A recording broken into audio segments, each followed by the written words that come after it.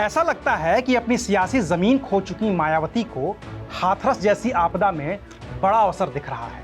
तभी तो जो बात मुख्यमंत्री योगी आदित्यनाथ नहीं बोल सके, जो बात सपा मुखिया अखिलेश यादव नहीं कह सके, हाथरस जाकर भी जिस बात को कहने से खुद राहुल गांधी बचते रहे, उसी बात को खुलेआम मायावती ने अपने सोशल मीडिया के जरिए कह दिया है। और इसने एक नई बहस छेड़ दी है कि क्या मुख्य धारा की जो तमाम पार्टियां बाबा भोले को बचाने में लगी हैं, उनसे इतर मायावती की नजर उस बाबा भोले के वोट बैंक पर है, जिसकी गिरफ्तारी से मायावती को सियासी फायदा हो सकता है।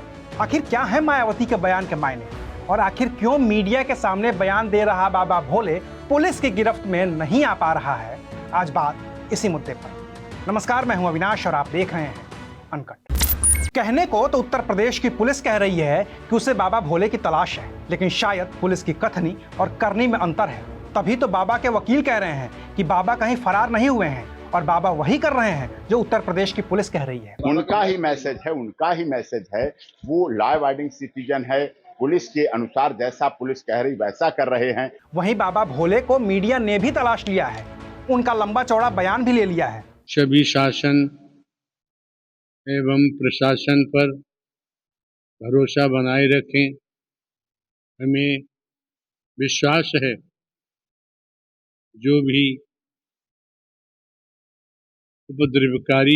उपद्रवकारी हैं वो बख्शे नहीं जाएंगे। लेकिन वो पुलिस को नहीं मिल रहे हैं, और यही वजह है कि मायावती ने इस पूरे हादसे को अपनी सियासत की जमीन मजबूत करने की दिशा में अपने कदम बढ़ा दिए हैं। बसपा मुखिया मायावती ने अपने एक्स हैंडल पर लिखा है कि देश में गरीबों, दलितों व पीड़ितों आदि को अपनी गरीबी व अन्य सभी दुखों को दूर करने के लिए हाथरस के भोले बाबा जैसे अनेकों और बाबाओं के अंधविश्वास व पाखंडवाद के बहकावे में आकर अपने दुख और पीड़ा को नहीं बढ़ाना चाहिए, बल्कि बाबा साहेब डॉक्टर भीमराव अंबेडकर के बताए हुए रास्तों पर चलकर इन्हें सत्ता खुद अपने हाथों में लेकर अपनी तकदीर खुद बदलनी होगी। अर्थात इन्हें अपनी पार्टी बीएसपी से ही जुड़ना होगा, तभी ये लोग हाथरस जैसे कांडों से बच सकते हैं। मायावती ने अपनी बात यहीं खत्म नहीं की है, बल्कि उन्होंने सीएम योगी, अखिलेश यादव और राहुल गांधी से एक कदम आगे बढ़कर बाबा भोले के खिलाफ एक्शन लेने की भी बात कही है। उन्होंने लिखा है, हाथरस कांड में बाबा भोले सहित अन्य जो भी दोषी हैं, उनके विरुद्ध सख्त कार्रवाई होनी चाहिए। ऐसे अन्य और बाबाओं के विरुद्ध भी कार्रवाई होनी जरूरी है। इस मामले में सरकार को अपने राजनीतिक स्वार्थ में ढीला नहीं पड़ना चाहिए, ताकि आगे लोगों को अपनी जान न गंवानी पड़े। एक के बाद एक 3 पोस्ट में मायावती का मैसेज साफ है कि बाबा भोले की गिरफ्तारी होनी ही चाहिए और सरकार को इस बाबा भोले के पास के वोट बैंक की चिंता नहीं करनी चाहिए। लेकिन ये गरीब, दलित, वंचित लोग जाएंगे कहां?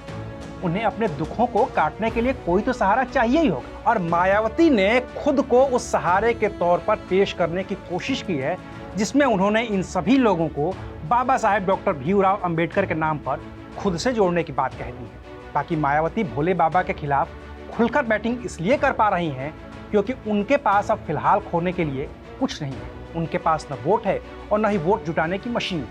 लिहाजा बाबा के चमत्कार में फंसे कुछ लोग भी मायावती और उनकी पार्टी में अपना आसरा तलाश कर लें तो ये मायावती के लिए विन विन सिचुएशन ही होगी। बाकी तो बसपा मुखिया मायावती का तमिलनाडु दौरा भी इस बात का संकेत है कि मायावती एक बार फिर से राजनीतिक तौर पर सक्रिय होती दिख रही हैं या दिखने की कोशिश कर रही हैं। तमिलनाडु में बसपा के प्रदेश अध्यक्ष रहे के आर्मस्ट्रांग की हत्या और उसके बाद मायावती का उनके घर पहुंचना इस बात की ओर इशारा कर रहा है कि मायावती को अब भी अपने वोट बैंक की चिंता है।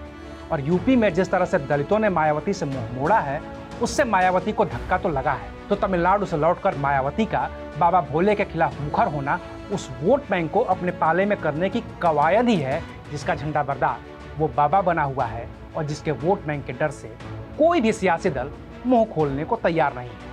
बाकी तो बाबा भोले का खास आदमी भी पकड़ा ही गया है, वही देव प्रकाश पदुकल, जिसे यूपी की पुलिस हाथरस कांड का मुख्य गुनाहगार मान रही है। लेकिन बाबा के वकील भी तो एपी सिंह हैं, तो वो अपनी नई थ्योरी लेकर आ गए हैं, जहरीले स्प्रे वाली थ्योरी, ताकि बाबा बच जाए। हट्टे कट्टे हाफ पैंट पहने, गमछा डाले वो व्यक्ति थे जिन्होंने वो जो भगदड़ करते समय, भगदड़ के पीछे भी उनका एक कारण था कि उन्होंने जहरीला स्प्रे, जो नशीला और जहरीला स्प्रे था, उनके यहाँ हाथों में लगा हुआ था। जहरीला स्प्रे के इतने बड़े स्प्रे जैसे करते हैं, वो इस तरह जहरीले स्प्रे, नशीला स्प्रे यहां लगा हुआ था और ऐसे 10 से 12 लोग थे लगातार लगे हुए। उन्होंने इस तरह से ऐसे उसको ऑन कर रखा था, दबा रखा था, जिसकी वजह से वो अपना भाग रहे थे सामने कि उन पर वो असर ना करे। देखिए कितनी बड़ी साजिश, कितना बड़ा षड्यंत्र रचा गया नारायण साकार हरि को बदनाम नहीं, पूरा मानव मंगल मिलन सद्भावना समागम खत्म करने के लिए। और ये तो 123 मौतें हुई, फिर भी प्रशासन शासन ने बचा ली। ये और अधिक मौतों की संख्या बढ़ती, क्योंकि लगातार वो गमछा ऐसे डाले हुए थे और जिससे स्प्रे छिप सके। इसीलिए जो मैंने पोस्टमार्टम रिपोर्ट देखी है उसमें सांस रुकने की वजह से मृत्यु का कारण बताया गया है। लेकिन उत्तर प्रदेश पुलिस का जो रवैया है उसमें वकील एपी सिंह को खुद से किसी नई थ्योरी की जरूरत शायद नहीं पड़ेगी, क्योंकि जब पुलिस ही बाबा को गिरफ्तार नहीं करना चाहती है तो फिर एपी सिंह को आखिर बचाने की जरूरत ही क्या है। आज के लिए बस इतना ही, फिर मिलेंगे नई खबर के साथ। देखते रहिए अनकट। शुक्रिया।